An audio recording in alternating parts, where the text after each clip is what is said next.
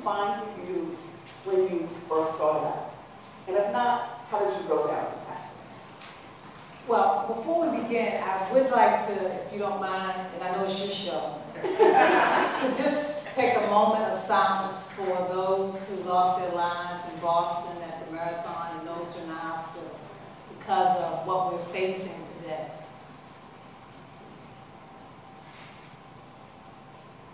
Thank you.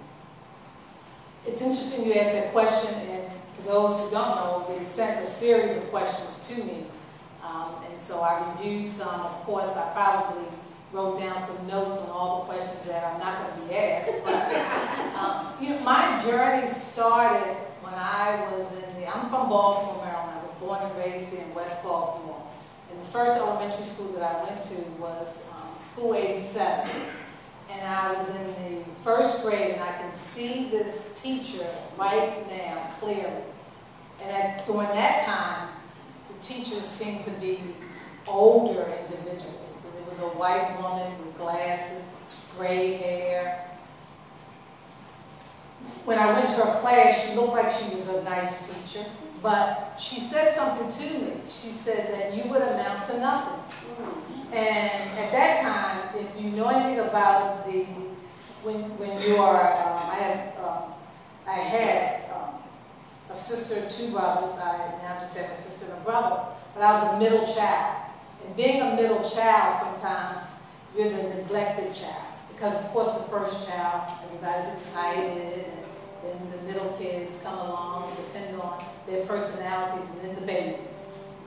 And so to hear this from this lady, from this teacher, it put me in shock. Since I was very independent, very quiet, very shy.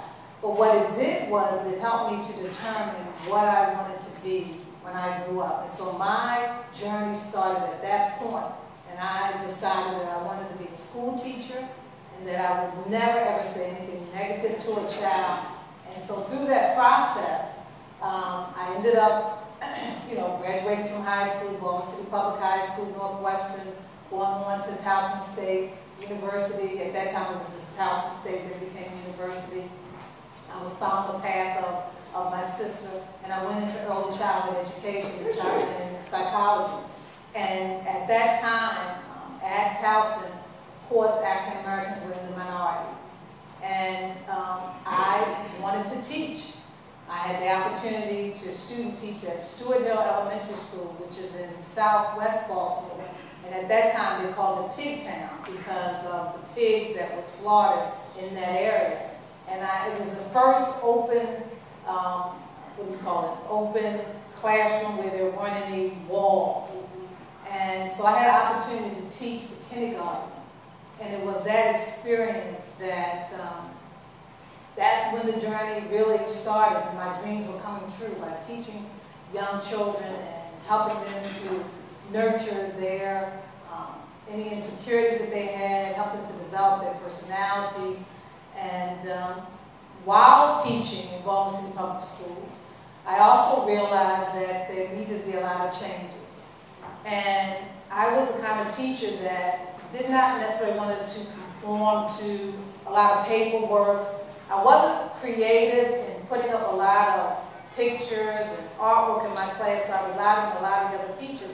But I did like to teach, and I had a lot of students who were progressing in kindergarten and needed to go to a first or second grade class, but because of their age and their socialization skills, I used to have to sneak them into the second grade class for reading and math and then come back to my class.